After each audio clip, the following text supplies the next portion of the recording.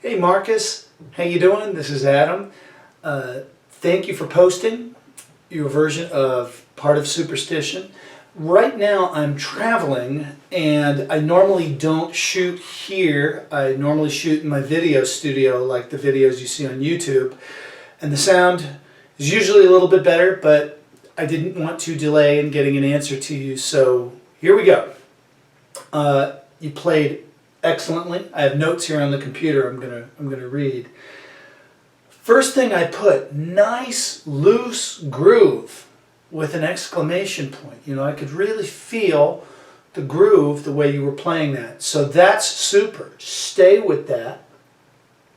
And I love how the groove stayed nice and solid when the melody came in. So I know that you really worked at that. That's something that looks easy to the world, but we as guitar players know that that kind of juggling is very difficult.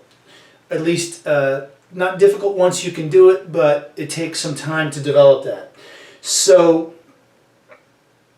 there are a couple things that I would like to see when you go blum bum bum boo dan dan, that last E.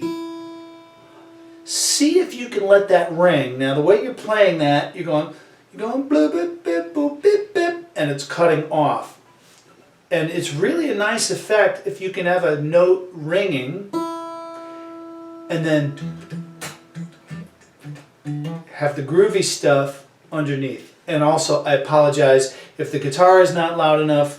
In this reply to you, normally I amplify the guitar. Okay, so I'll demonstrate.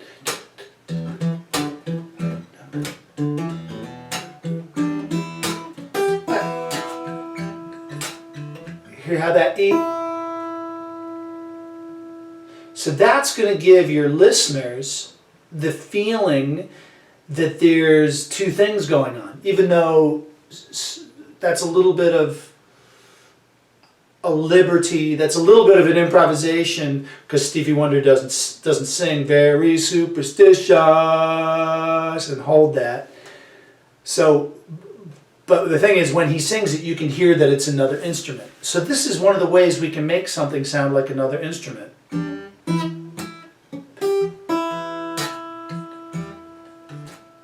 Now watch this, same thing. And when you get the open G, I usually go up to the A string. I do bump, bump, bump, bump, bump. That whole thing on the A string, so that with my right hand, I'm very safely out of the way, because I've got one more string in between, so that way I prevent a finger from crashing into that ringing G string. If I were to go and try to do D string, all of a sudden the minute when I pluck the D string, the back of the finger here touches the G string. So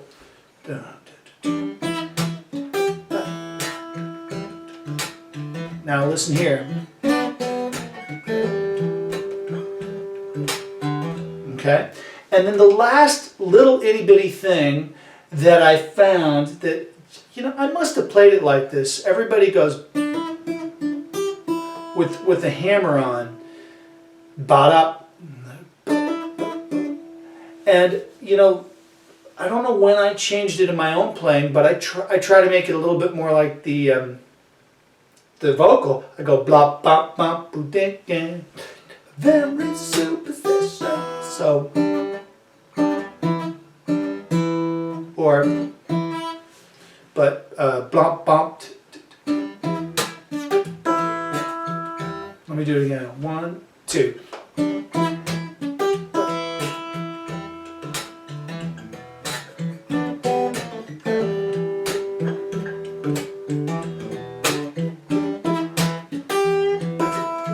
And the nice thing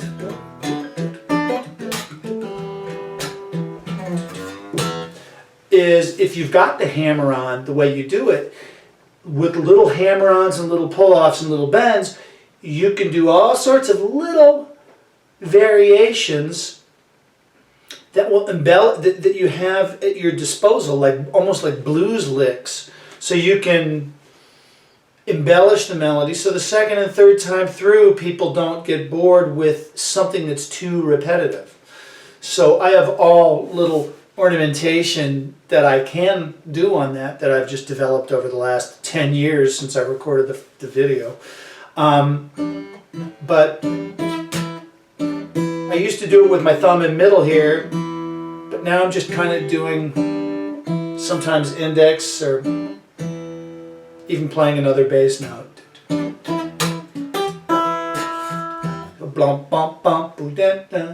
So those are the three things, excuse me, I was just looking for something. Those are the three things that you can do to get started tightening some screws on that section. But this was really good, man. So thank you for uploading.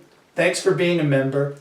And I'm looking forward to your next upload. And if you want to upload this again with these improvements or other things that you've practiced, you can just upload a small piece of Superstition, upload it for me again, and I'll give it a look and a listen. Thanks, Markus. God bless.